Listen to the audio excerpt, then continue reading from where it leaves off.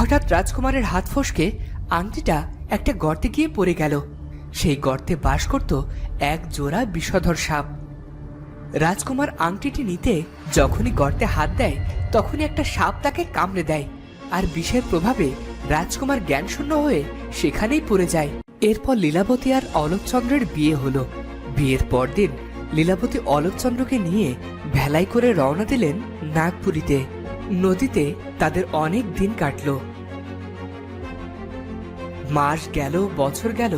তারপর একদিন 7 সমুদ্র 13 নদী পার হয়ে লীলাবতী পৌঁছল নাগপুরের ঘাটে। সেখানে যেতেই একদল নাগসেনা তাদেরকে ঘিরে ধরল। তারা বলল, কে তুমি? ঘাটের মরা নিয়ে এখানে এসেছো কেন? আমি লীলাবতী, উনি আমার স্বামী। আমরা নাগরানীর সাথে দেখা করতে চাই। তা তো হবে না, নাগরানী নিষেধ করেছেন কোনো মানুষ যেন এখন তার কাছে না যায়।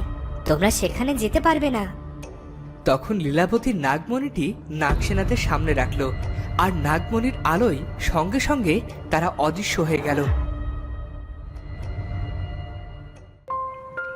লীলাবতী আবারও পথ চলতে শুরু করলো। চলতে চলতে সে নাগরানীর প্রাসাদে আসলো, আর নাগরানী তখন প্রাসাদেই ছিলেন। লীলাবতীকে দেখে তিনি বললেন, কে তুমি মেয়ে? আমার কাছে কেন এসেছো? লীলাবতী তখন নাগমণিটি নাগরানীর কাছে ফিরিয়ে দিয়ে বলল, আমি এক সাপুরে কন্যা। আমার স্বামীকে কালনাগিনে কেটেছে। আপনি দয়া করে তাকে বাঁচান। কালনাগিনের বিষ সারানো আমারও ক্ষমতার বাইরে। এই বিষ তোমাকেই সারাতে হবে। আমি তোমাকে পথ বলে দিতে পারবো।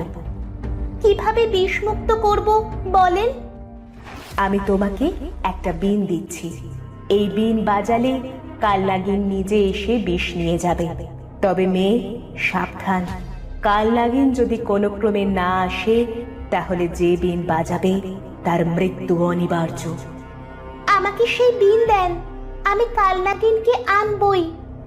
তারপর নাগরানী লীলাবতীকে সেই বিন দিল। বিন হাতে নিয়ে লীলাবতী তা বাজাতে শুরু করলো, কিন্তু কালনাগিনী আসলো না। অনেকক্ষণ পর সেখানে অন্য একটি সাপ আসলো এবং অলোকচন্দ্রের বিষ তুলে নিল। বিষ তোলার সাথে সাথে সাপটি মারা গেল।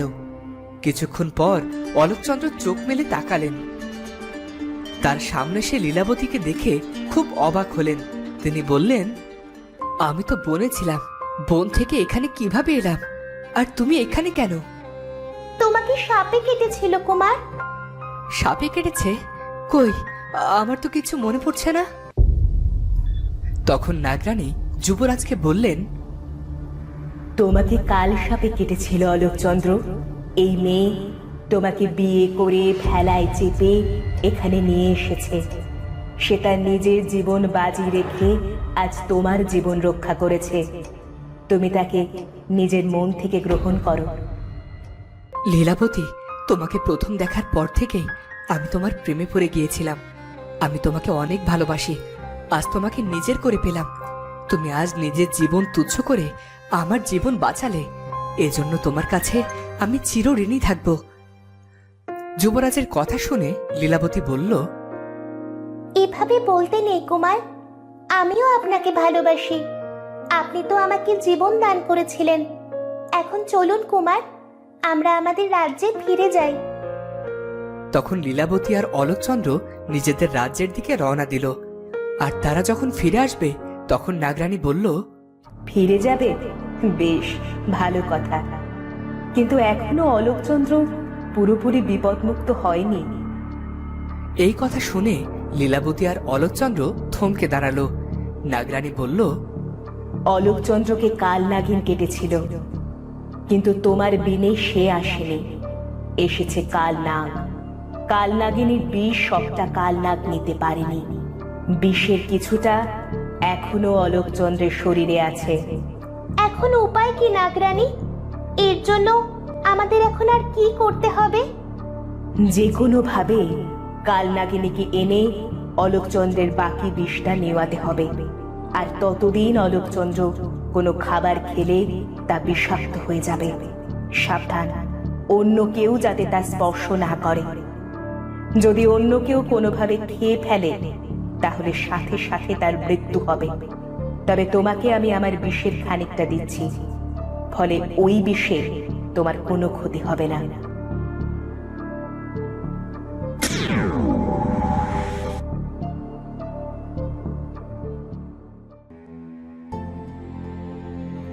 তারপর লীলাবতী আর অলোকচন্দ্র নাগরানীর কাছ থেকে বিদায় নিয়ে নিজেদের দেশে ফিরে এলো।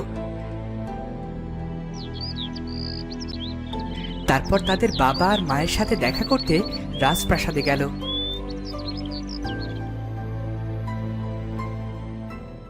কিন্তু মহারাজ চন্দ্রকুমার ছেলের এই বিয়ে কোনোভাবেই মেনে নিতে পারলেন না।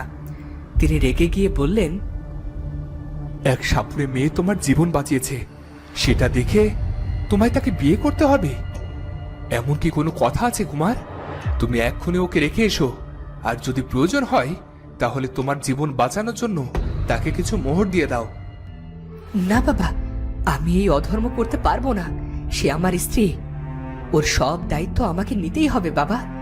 আমি ছাড়া ওর যাওয়ার কোনো জায়গা নেই। স্ত্রী? হতছাড়া, তোমার বাবার চেয়ে তোমার স্ত্রী বড় হয়ে গেল। তোমার মুখ আমি দেখতে চাই না। তুমি এখনই এই রাজপ্রাসাদ ছেড়ে বেরিয়ে যাও। আজ তোমাকে আমি ত্যায্য পুত্র করলাম, আমার রাজ্যে যেন তোমাকে না দেখি। তারপর মহারাজ প্রহরীদের ডেকে রাজকুমার আর লীলাবতীকে প্রাসাদ থেকে বের করে দিলেন।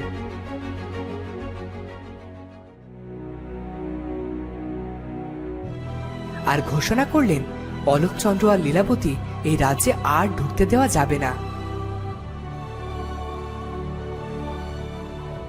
রাজার আদেশে অলোকচন্দ্র লীলাবতীকে নিয়ে অন্য রাজ্যে চলে গেল। তারা ঘুরতে ঘুরতে এক বনে প্রবেশ করল। লীলাবতী খুবই ক্লান্ত ছিল। একসময় সে বলল, আমি আর হাঁটতে পারছি না কুমার, আমার বিশ্রাম নিতে হবে। আপনি আমার জন্য কিছু খাবারের ব্যবস্থা করুন, খুব খিদে পেয়েছে।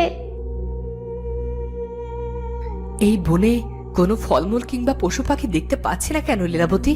এখন তোমাকে আমি কি খাওয়াই বলো তো? তাহলে অন্তত আমাকে একটু জল খাওয়ান, তেষ্টায় বুক ফেটে যাচ্ছে। আচ্ছা, তুমি এই গাছতলায় বসো, আমি দেখি কোথাও জল পাই কিনা। লীলাবতীকে এক গাছের নিচে বসিয়ে অলোকচন্দ্র পানি আনতে গেল।